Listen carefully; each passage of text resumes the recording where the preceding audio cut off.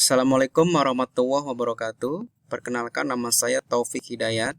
Saya mahasiswa Universitas Mercu Buana dengan program studi Sistem Informasi dan nomor induk saya di 418191200074. Video ini sengaja saya buat untuk memenuhi tugas ujian akhir semester pada mata kuliah pemodelan proses bisnis dengan dosen pengampu Bapak Henry Noprison MKom dan Ibu Vina Ayumi MKom.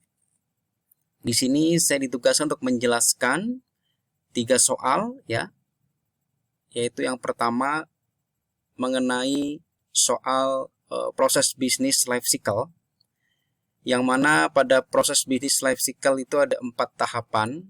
Yang pertama adalah tahapan perkenalan atau introduction, tahap di mana yang menjadi cikal bakal suatu siklus hidup. Melalui tahapan ini produk mulai dipasarkan dalam jumlah besar, tetapi volume penjualnya sudah pasti tidak sebanding dengan jumlahnya. Karena yang dipasarkan merupakan barang yang benar-benar baru. Biasanya pada tahap ini ongkos dan biaya promosinya lebih mahal. Untuk tahap ini diperlukan promosi yang lebih agresif dan memiliki kualitas pemasaran yang lebih menunjang. Ya. Diharapkan saat promosi berlangsung target harus mengarah pada merek penjualan, di mana di tahap ini keuntungan masih lebih rendah dari biasanya. Yang kedua adalah tahapan pertumbuhan atau growth. Ya, tahapan ini merupakan siklus hidup produk yang menentukan suatu produk ini bisa menjadi berkembang atau tidak. Ya, dalam tahapan ini laba akan meningkat dan prosesnya akan menjadi lebih menguntungkan karena permintaan produksi akan lebih meningkat dan minat masyarakat semakin bertambah. Dengan langkah tersebut, produsen sudah mulai mengurangi proses promosi yang dilakukan karena dengan langkah yang dilakukan ini masyarakat sudah mulai mengenal informasi produk tersebut. Promosinya pun sudah tidak seagresif sebelumnya. Pada tahapan ini mulai timbul persaingan yang lebih ketat. Pendistribusiannya dilakukan dengan berbagai hal, salah satunya dengan memberikan penurunan harga jual produknya. Yang ketiga adalah tahapan kedewasaan atau maturity proses, di mana tahap ini sudah mulai settle ya suatu perusahaan. Oleh karena itu perlu dilakukan inovasi serta promosi kembali untuk sebuah produk. Tahapan kedewasaan biasanya ditandai dengan ciri-ciri adanya laba yang lebih besar bagi produsen yang bisa memimpin pasar, adanya persaingan yang ketat antar produsen, harga produk yang turun, kapasitas produksi yang cenderung tinggi. Yang keempat adalah tahapan kemunduran atau decline. Pada tahapan ini produk akan mengalami penurunan agresivitas atau disebut tahap kuno suatu produk.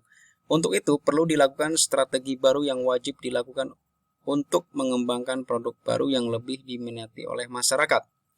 Alternatif yang harus dilakukan oleh produsen saat penjualan menurun adalah sebagai berikut. Ya, pertama, memperbarui barang yang di sini memperbarui barang yang atau fungsinya ya. Meninjau kembali serta memperbaiki program pemasaran dan juga program produksi supaya lebih efisien, menghilangkan warna, ukuran, serta model yang kurang baik, mengurangi sebagian jenis barang untuk bisa mencapai laba maksimal pada barang yang telah ada, membuat kreativitas baru. Yang kedua, penjelasan mengenai metode pengumpulan data. Jadi ada beberapa metode. Pertama adalah wawancara atau interview. Interview ini bisa dilakukan tidak harus tatap muka, tetapi bisa melalui telepon, Skype, atau email, atau juga sekarang ada Zoom maupun juga Google Meet. Yang kedua adalah Joint Application Design atau JAD. Jadi konsep ini adalah mempertemukan beberapa kelompok pada workshop yang produktif dan kreatif, ya. Dimana di sini JAD tujuannya adalah memberi kesempatan kepada user dan manajemen untuk berpartisipasi secara luas dalam siklus pengembangan sistem informasi. Ya, ini ada kelebihan JAD ya, dan juga ada kekurangan JAD. Ya. Yang ketiga ada survei melalui kuesioner. Ya, metode ini adalah studi yang sumber utamanya data dan informasi yang diperoleh oleh responden sebagai sampel survei menggunakan kuesioner atau kuesioner sebagai alat pengumpulan data. Sampel yang digunakan sebagai unit analisis adalah individu. Yang perlu diingat dalam survei melalui kuesioner adalah penggunaan data sampel untuk sumber dan primer. Sumber data primer maksudnya. Ya. Ini ada kelebihan metode survei, ada kelemahan metode survei. Yang ketiga adalah critical path, ya. Critical path method atau CPM adalah algoritma berbasis matematika yang membuat jadwal kelompok, aktivitas-aktivitas proyek yang menentukan jalur kritis atas aktivitas-aktivitas tertentu. CPM merupakan salah satu alat paling penting dalam manajemen proyek modern. Metode ini dikembangkan tahun 1950 oleh Morgan R. Walker dari DuPont dan James Kelly Jr. dari Remington Rand. Di saat yang hampir bersamaan, Bose Allen Hamilton dan Angkatan Laut AS juga mengembangkan program Evaluation and Review Technique. Cara kerja CPM jika digambarkan menggunakan activity on note, on, dan activity on arrow atau AOA. Ini gambarnya seperti ini. Ya.